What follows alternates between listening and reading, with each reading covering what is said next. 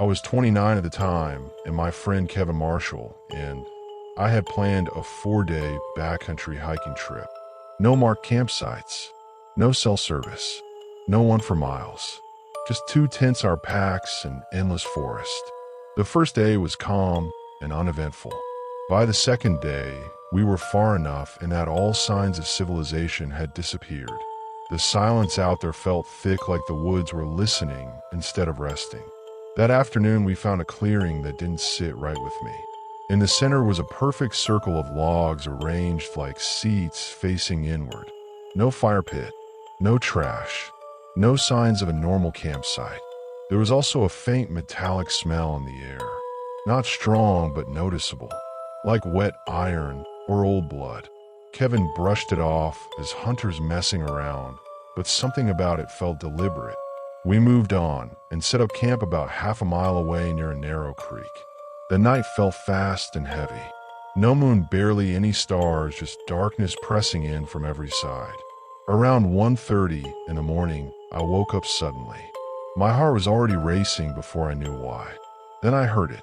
Slow, measured footsteps circling my tent. 2 steps. Pause. 2 steps. Pause. Not heavy like a bear. Not scattered like a deer. Controlled. It circled once and stopped right behind my head.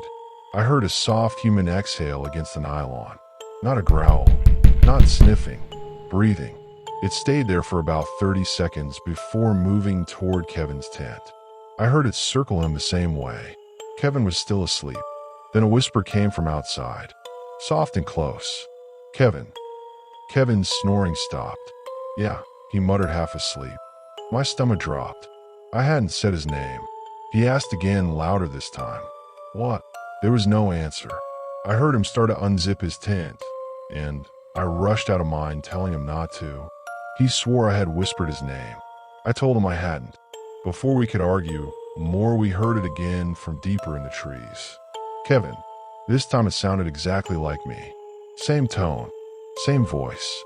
Kevin looked at me like he didn't know who I was anymore. We both stood outside, shining our flashlights into the darkness. About 30 yards away, between 2 thick pines, something stood there. Tall, thin, slightly hunched. The light caught its face for a split second. It looked human, but stretched in the wrong places. The jaw seemed too long, and the eyes reflected too brightly. Kevin whispered, "What the hell is that?" The figure repeated instantly, "What the hell is that?" Same pitch, same breath pattern. Kevin threw a rock toward it. The figure didn't run. It simply stepped backward and disappeared behind the trees like it had all the time in the world. We didn't sleep for the rest of the night. As soon as the sun came up, we packed without eating and started hiking out. Less than a mile into the hike, we found another clearing, identical to the first. Same circle of logs, same metallic smell hanging in the air. In the center of the dirt were 2 fresh boot prints, mine and Kevin's, perfect tread matches, facing inward as if we had stood there. We hadn't. That realization hit harder than anything else. Whatever was out there wasn't just watching us. It was studying us. The hike back felt wrong. Every snapped twig made a spin around. At one point, I heard what sounded like my own cough echoing from somewhere off the trail, even though I hadn't coughed. When we finally reached the trailhead, I felt relief for about 5 seconds. Then Kevin stopped walking. There was someone tall and thin standing beside my truck, facing away from us. I blinked and it was gone. No sound, no movement. We got in the truck and I started the engine. The radio turned on by itself, filling the cab with static. Through the static, I heard a soft voice say, "Yeah." It was my voice. We drove out of there without speaking. 3 weeks later, Kevin called me at 2:14 in the morning. He was whispering. He said something was standing in his backyard near the tree line. "It's just standing there," he said. "It keeps tilting its head." I told him to call the police. He said he already had. Then his voice changed mid-sentence. "What the hell is that?" he said again, but this time it sounded layered, like 2 voices speaking at once. The line went dead. Kevin moved out of state 2 months later and refuses to talk about what happened. We barely speak now. As for me, sometimes late at night outside my apartment door, I hear soft footsteps. 2 steps. Pause. 2 steps. Pause.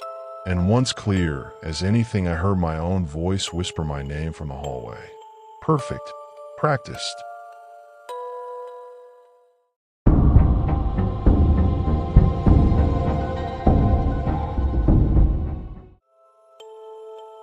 In October, I decided to take a solo weekend trip near Cougar Reservoir.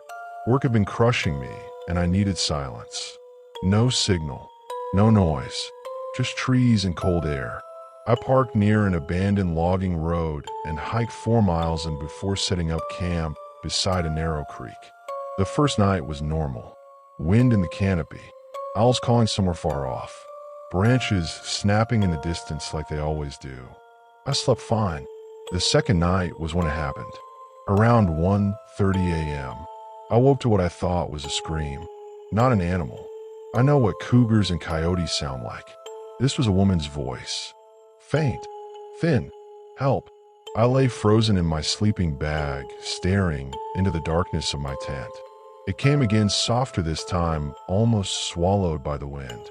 My first instinct was to unzip the tent and shout back. But something about it felt wrong. The sound didn't echo properly. It felt close. Too close. I grabbed my headlamp and unzipped the tent. The beam cut through the trees. Nothing. The creek moved quietly beside camp. No movement. No lights. No one. I told myself it had to be an animal mimicking something human. Your brain plays tricks in the dark. I zipped the tent back up and lay down. That's when I heard footsteps. Slow, heavy, deliberate.